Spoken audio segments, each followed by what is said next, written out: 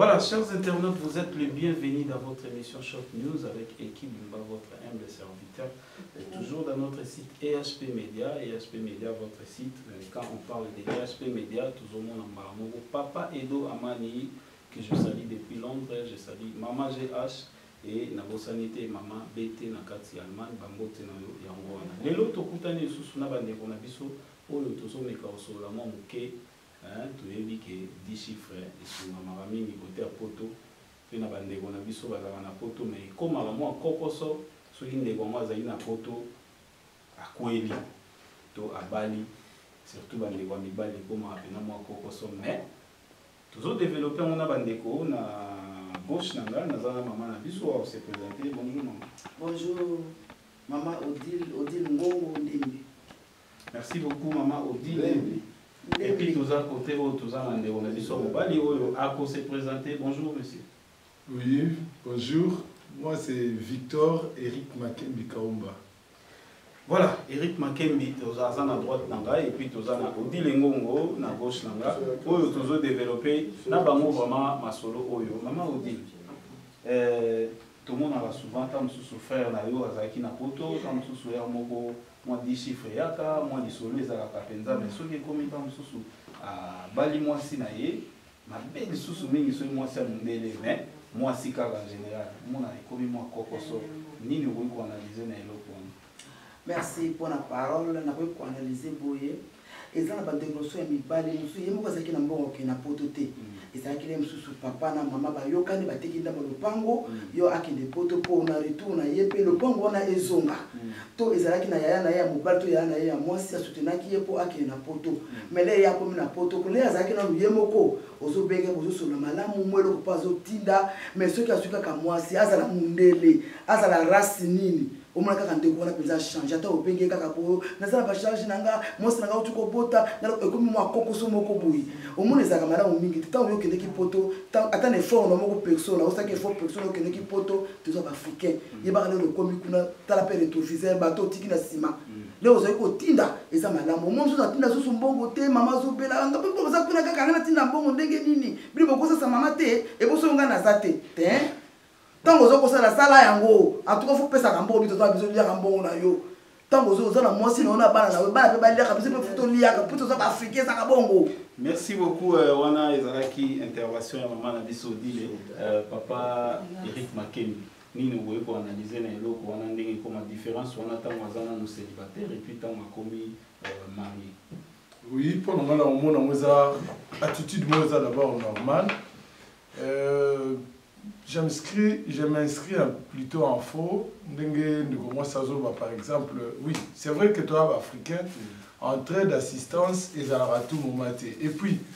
même à Kinshasa, papa a voté, maman a voté, ma libéré un peu biso. Tant que je classe, aussi ici classe. Mais c'est pas que nous aussi classe au Bali. Chaque fois, mon soloto, un salaire, il faut. On peut s'arrêter nécessairement aux parents. Non, mes parents me soupent à libérer moi dans mon équipe. Bon, ils ont une contribution en tant que moboti, moi n'attends mais ils ont une intervention ponctuelle, monsieur Yarake, hospitalisation, tant sous voyage ou bien tant sous provision pour mes parents. Mais ils étaient à tout moment qu'il faut ça dans moi. Bon, à plus forte raison, bah tu vas dans la poteau. Oui, que poteau le lot, tu as la vision de tes paradis. Ils ont paralité parce qu'ils ont un monde urbanisé, modernisé, dans l'architecture, dans l'organisation et la société. Mais en réalité, vie pesara difficile de tout ça. C'est vrai,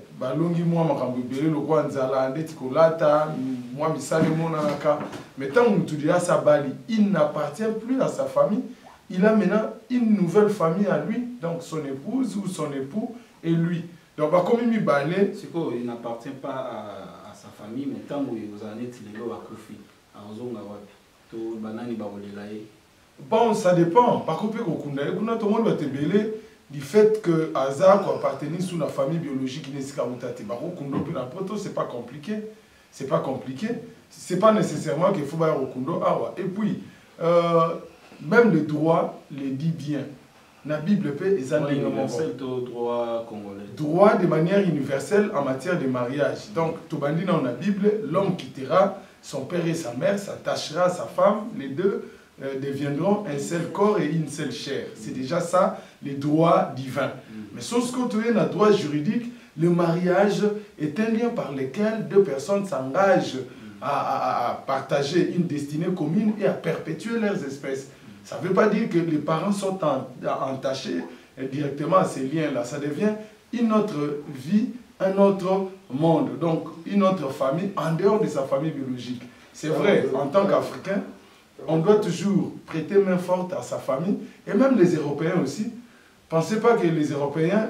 vivent en solitaire, non. Ils viennent aussi en aide, n'a pas parents, n'a pas mot, n'a pas frères, n'a pas mot, mais c'est pas à tout moment, comme on dit, on s'imagine en Afrique, à tout moment faut-il un bon. Mais lui aussi est bité à une contrainte parce que la famille aussi a besoin de ces revenus-là justement pour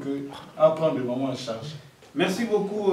Wana ezala qui peut intervention de Konabiso. Eric Makembi, tozo na gauche nanga, place toza na maman Nabiso, Odile Ngongo, maman. Tozo qui peut analyse ya de Konabiso awa, oyo lobby est obligatoire en quelque sorte n'enga définir est obligatoire parce que Bible peut zolobango bien et puis loi universelle des zolobake. Moi si à kotika baboti na ye pe osanga na molonga ni na mobali ya kotika baboti na ye osanga na moi si na pour comme lo moko ya ngona ndi zo sala ke alongwa totalement la famille to yo popesi makanzile. Merci lisusu pour na parole opesi ngai mobali ya kotika libota na ye pa asanga na moi si ba komi moko le ya keleka na mari akeleka na moi si Lena kineki yemoko tango kineki yemoko yebaka so bateka ki lopango to bozoki mbongo ndeko na pesa ki mbongo kei avo bala mwasi kuna benga ta 3 personnes bito abatu mundu papa tuto ba congolais benga ta 3 personnes 4 personnes boko mama fulu kuna bokanga mwa bato epele siko yo benga te kuna kama moki ko zo mwasi moto na famille yebiete pesa pour ça mabala ba contrat ndeto yo kaka omona kala sipeba moko 2 à 3 ans famille yebiete ba moi ça kutaki na mbongo afelo likamoko abeti eloko moko makasi boui o ndora milo 100 mètres akomona bana te omoni te lelo suko pesa ke eloko moko te otina ke eloko moko suko kufi po batinde bembe a monte komi kokoso mais suko tindaka eloko to basa kuna 4 5 personnes lelo kufi ba sandi suko na te ya so kufi e bembe ko ya muso omona kala zaino kuna changer nationalité na ye pour faut changer nationalité yo ke na mboka ba tam so ke ne ko tanga bato yo ko tanga kuna ke ko bala kuna ke ko bota pour changer nationalité et ça peut n'aimer la nationalité na babote akenda poto atangi pa eko songa c'est pas ça na mboka na biso musu pasa na poto kuna atangi pa zui mwasi pe aipe ba famille abengi mama na tata ba kepe libala ba sisa na libala wana za mona zo kanisa na makanisa yete lokona yake awa batina kinga kotina lokona bali mama faya na papa to mona ngo mais musu akeka ka monano ba kuba kenda penza kenda milinga akenda. Voilà, merci mon ami Abakuba, Kenda nae mon ami Abakuba, Nengeloba, fait Pépé Calé, oyo, vraiment to lobby sous que son âme repose en paix. Topesi merci na Christian Abitin, de mon abisso Simbel biso caméra na journée à l'élo et topesi merci na papa na biso Kwedi Maiputu, aza pembe na biso azotala. Ndenge ba na bazo solo là, voilà donc tozo continuer toujours pro solo là. Ndenge na biso Eric so itoyoki Maman Odile Muke, oui, que yo posa mobile. Lelo, les années yo, les botans yo, bah se réunir, bah quand si moi bon mot ok, au moins te que si to kenda rato muta kenda ranet na moi bon mot ezaki bah sangisi to ba teka inda mo pa akena dette morale mo il fallait quand même yebe aye bandeni ya osala elo mo na simasi. Autant ozo sala moté ya moi ni comme ba raison bah communauté ko pousser bah ni tu ne vois pas. Oui, au cause à la raison surtout pour la bateau à teka le pan mais et bon, ce que sera sombi le pango et que famille siko yo après si vraiment de tout le pango parce qu'il y a quelqu'un le pango à son ici le pango pour réalité on a une associativité na moté na implication ya famille na kati ya foyer et puis na koyoka ndenge tozolo bela on dirait tozolo bela ka mwana mobali bateka le pango akenda poto abala mwasi msusunda memanga et bon bana basi yo bazake ye akei na trichement ou bien quand on voit wana akena poto abali mobali tant so pa bali mobali moko ya nanti mobali wana kufi et que ya zu héritage omoni ezala rappel moi ça longwe awa basi belé bazu ba héritage na maboko to ya mondele to ya mutu mwindu pe kaka mais o azana mikanda déjà fanda azaki déjà notable na kasa société wana et profiter na epe na famille na ye donc mariage ezana encore ndenge moko poto pe ezana ba avantage mingi pe ça kaka pa mwasi na mwana yango wana omoni bandeko ya mibali nde bazala plus na problème na famille africaine koto. Mais pour na bandeko ya basi on dirait ça ne pose pas de problème. Aokende kuna abali peta mususu mutu mwana ya 22 ans abali papa mukolo roi papa kweli il y a plus de 60 ans d'âge abandi pour nini pour azana besoin ozwa mikanda wana to fistijara yango te tout le monde normal pour un jour tout papa wana kufi aotike l'héritage omoni esika deux poids deux mesures ezoko salama. Donc ezala na Congo premier héritier faut tout se référer dans le droit pour ngana olobela mingi pour tout na olobela na mboko biso tozali les droits s'appliquent suivant les sols où il est dit hein donc tout ça na Congo ah ceux qui mobali ya kufi d'abord premier héritier eza mwasi ça a le droit à 50% héritage et puis les 50 autres c'est pour la progéniture donc les enfants même il y a un moment ba longola mesure ya enfant légitime na enfant né hors du mariage bana nyonso ya mowe bazaka na même pied d'égalité c'est-à-dire ba okabola droit revenir à tata na bango ndenge moko ezala mwana ya makambo ezala mwana ya mama ya ndako bino nyonso loi zo reconnaître bino ndenge moko. Plus grave lelo na kata INSS peut ça droit à succession et ça qu'on reconnaître lelo que moi si père okoki kokufa mobali akomi kozwa salaire na ende to mona papa kufi salaire comment ebimaka mobali mutaswaka yango mingi ezalaka moi si soka kufi papa soka kufi maman zozwa salaire wana lelo na couple eza marié légalement INSS peut akomi ko reconnaître que loi eza voté que mobali pe azwaka ba droit ya mwasi na bandai ko sala ti mukolo ba okata ba pesa ba droit wana. Donc omoni siko soki ezalaki mwasi ndeko na bino mwasi mutakufi et que mobali ne fasse la droit wana lelo na raisonnement mobali wana la si pour laisser poison to bomaye voilà ba laisser poison to bomaye par rapport à ndenge lelo comme ça mana INSS to loi oza déjà voté mais ndeko Eric totika na on a yo lelo yo bon toujours parler mingi na poto hein poto na début na biso to banda yi makambu ya donc ils en ont les solo à 10 chiffres ndem dezo sala makambu parce que tant famille zo sous 10 chiffres tende ba calculer go mebele ah mais tant ya zaki non célibataire tant a commis marié tu vois babilo wana nyo surtout et so ki te tozo tanga mibali parce que to yebi na culture na biso neti na Congo mingi basi ba dépendra na mibali voilà donc ya wana to tanga mingi bandeko na biso mibali to yebi ke ba soutenir la famille awa mais na moment azokoma marié ne place mabe ezokoma siko soki lelo ezali ke yo moko personnellement oyo ozakuna non na to soulever na eloko oyo maman odi la utai koloba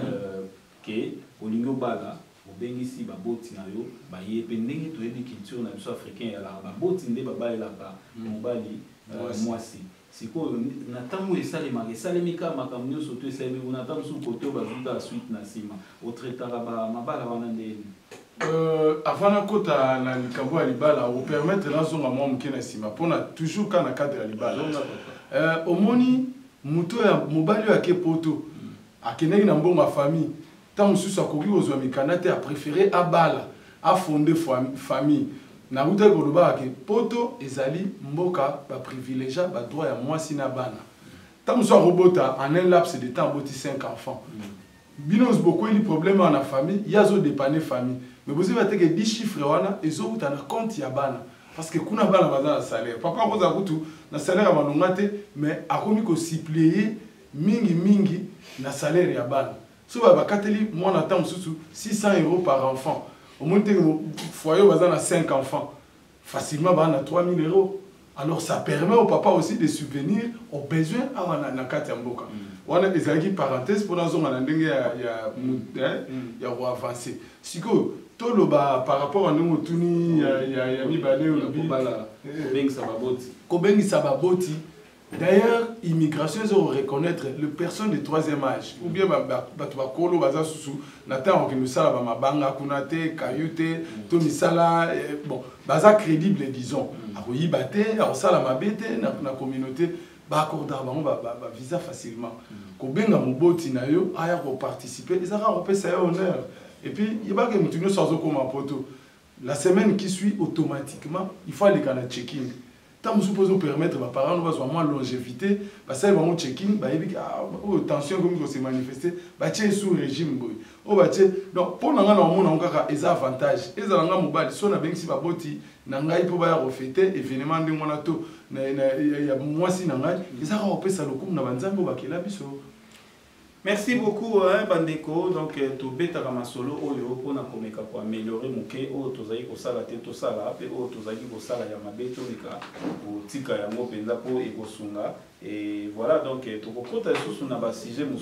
très prochainement, le quoi est te soulever. Il y a la loi congolaise, Nengeni, Ezolo, Barape, Nengeni, Toriko. Tambola nango ba bazali libanda ba pe moi mibeko ndenge nini ezozala modifier petit à petit awa na kati ya mboka. Merci Eric pour l'intervention na yo et tozongi liso maman to vraiment continuer vers la fin de notre émission. Makanisi nini ezali pe conseil nini ko pesa na ba union surtout oyo bazana mabota awa na Kinshasa mais tam sous aussi abali kuna to nan oyo nanu pe abalite ndenge azovivre lelo na ntango akoki vivre soki si abali mwa makanisi mpe toli okoki kopesa bandeko nyonso kuna soki mpe bazali okoki kotanga bango na nkombo kopesa bango mwa mbote eloba malamu nini ya solo mpenza toli kokozanga te eza na bato mosusu bakena na poto na bourse na époque papa atangisaki azalaki mayele mingi azwi bourse ake na poto lelo akomaki na poto mpe asali betide na ye azosala mpe misala na ye malamu mpe abali na ye mpe famille mpe base retrouve eza na motu mosusu akenda poto atika mwasi na bana awa atiki mwasi na bana ye ake poto ake koluka ntango soki atikaki mwasi mpe bapara mwasi to mpe bapara na ye ntango yake koluka mpona ake kokuta na koko ya mondele abali mobange kuna mpo azwa mikanda akoma kovanda akomi mpe kobota mpe bana abosani mwasi na bana oyo atikaki na Kinshasa. Donc atikeli baboti susu mukumba ya koleka liboso azali kobenga kotika mwa eloko me suku abengaka susu te mpo anana mpenza libela akenda wana eza mpenza mpasi ntango okendeki poto otiki mwasi na bana ezala na makanisi okendeki koluka solo poto eza mpasi ndenge ndeko na ngai Eric alobi poto eza poto ya klate bazaki okei ozwi mbongo me poto alelo fo beta mpenza libanga mpo ozwa mbongo kala oza na mikanda na ye atangi ake continue betide na ye akosala mpenza mosala me lelo komi kayu tozomona mingi baza na poto basolaka babibembe oyo azasalaka na restaurant oyo aza na boye aza na mwa boutique aza boye akangaka suki surtout basi nde kutuna malamu nakotinda mwasi motu na poto malamu natinda mwasi mpo mwasi aza na avantage papa eki soki mwasi ake na poto famille ebiki soki mobali ake na poto famille ekufi mpo nini po soki akokokutana na mwasi kuna donc abosani na tata na mama mais soki mwasi ake poto akozwa mobali ata mpaka nde yalobola katrefet akobala mpaka pour ceux qui ont parlé mobange wana ko reconnaître libota na ye akobenga leki moko bazoya abengi Sharon yaka na zule mobali ya abengi Christelle na zule mobali wana bachani sikoyo kaka ba photo bozo tinda wana basi bazana kasu kaka bakasu muka ya akomona kaka banazala baleki na kitoko no Rachel yaka awa Christelle yaka Sharon yaka Mariam yaka ozomona pe bozwi mabana famille peze na poto batondi pe ba mama ba sepeli le bébé penza bosi mulimo mama okam ke bosi bana bongo basi ba uta poto baya le ba ye quartier ningani mais ya akena banda kala sa kenda peza banda kala mama pa kufia watine lokote tango so solo mala matindi maka o basi ne batindi so ikutu poto ngali nganga mo sekende poto mi bali pe bazana mo raisonnement basali mais mingi banana kana bango. Merci beaucoup. On est là qui m'a envoyé maman dit la vie ni bali banana la bango mingi basi ezalaka moi bien bon. Le big va mi bali pe hein oyo basala makambo bazali neti mon grand frère Clara de Bruxelles kuluto baleki to pesi mbote place aux amis pe to pesi mbote na bana royaume vraiment ba mbote na bino na bosanité papi walemo hein oyo azali président ya bana royaume pe to bosanité hein Zozo, to bosanité Marceline, Oyo, Baza, Nakati ya association Bana Royaume, Pe Talibo Talima, Nakati ya Bana Royaume toujours. Et papa na biso Eric Tozongi na yo, moi Toli Muke na Oyo, Kwelana déjà, to aussi Babala, Pena ba Oyo nan Babalite, na moment Babala, Ndeni ni Baboiko équilibré, Makamuna famille Koto, na Kinshasa ndenge ezalaka. Libala, eza d'abord il y a sincérité, hein. Au bali moi si les ala nationalité mususu mais il pas autant d'entité ta autant na baboti quitte à yo mobali oui c'est que nous chez nous en Afrique nous procédons de la sorte ceux qui ont arrivé qu'on convaincre yété ou arrivé qu'on dompter bon aza nyamate de toute façon mais oyo arrivé à convaincre moi si na yote et que atikali kaka na pensée européenne wana mentalité wana omoni ke préjudicier yo bonne relation na yo na famille na yo il faut aller jusqu'à l'extrême lui faire savoir au besoin ce qui peut aussi beaucoup na niveau ya mikanda favorable ya kana ya ta na Afrique amona ndenge ni biso to vivara ko vivre kana flat te moyenne pena na ndaku amona famille na yo et tout ça comme ça les prochaines fois so bozali na poto ozobetele lisolo Afrique azara na image et ba que oui là-bas il y a vraiment besoin nécessité qu'on insiste parce que quand moi-même j'étais là-bas je les ai trouvés dans tel autre état et en outre liba les agaka na principe moko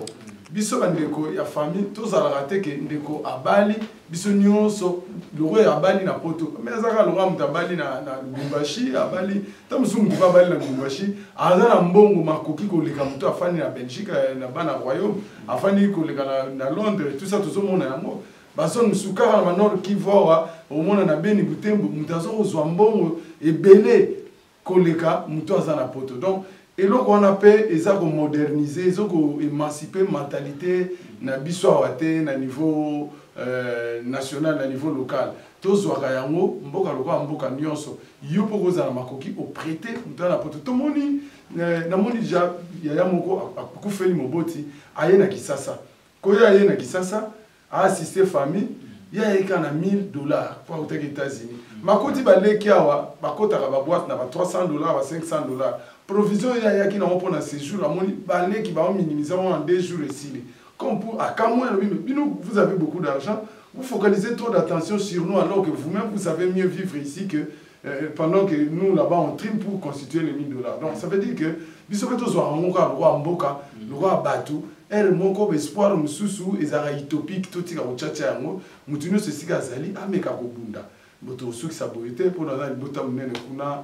na mboka wana Marie-Louise Lubamba namoni Eric Gwenye namoni Patrick Mimi namoni Didier Boudimbu Jean-Max Mayaka Bodoto Sako Edi Murphy Sam Mayaka namoni Dadi Lusandu Nadine Lusandu Lévier Mambweni Jolie Poma plutôt Mireille Poma Nina Poma la grande Fayatès mère de mère Mfuma Bankunga côté ba maman vraiment ba on a tangité besoin na ninga kolote ezanzela muloyi makambo bio boyibika tozo atteint belé loi tonto qui azana pour développer na thème sur ça pertinent et puis on aura toujours à vous saluer Alain Mambweni le vieux Mambweni c'est pas trop la geste de saluer de Tokundi Papi Kipulu et salut Sonio Soré Sembora merci. Merci beaucoup Eric Makembi ezalaki Yabino Ekibumba oyo présenté émission oyo na gauche nanga tozalaki na maman na biso Odile Ngongo et de l'autre côté tozalaki na Victor Eric Makembi voilà donc tokomi vraiment na suka ya émission na biso maman mbote yali mbote ezali wana na moni na Bruxelles Esther Kamitato Mukama Sylvie Mwamba na bana nyonso na wime mobali na ye na posanité Aningongo Zuka na posanité Willy Kakoma na ba bele bazali tokokoba kaka na bino bo kamote mapaste boleke bele pona ko pesa no bambote avec Christelle Mavinga plazawana na pesi sur mbote bele. Merci beaucoup Topesipe Mote na ba ya biso les vieux Chouami ya Lolo na kati ya Londres ba Mote na ya mwana et Topesi susu merci na Christian Abiti wa simbela biso caméra tobosanité Patrick Ngoyi vraiment petit frère propre ya Faya maman na biso Faya test Topesi ba Mote place aux alliés et tobosanité Max Mayaka ba Mote na ya mwana de la part ya Ekibumba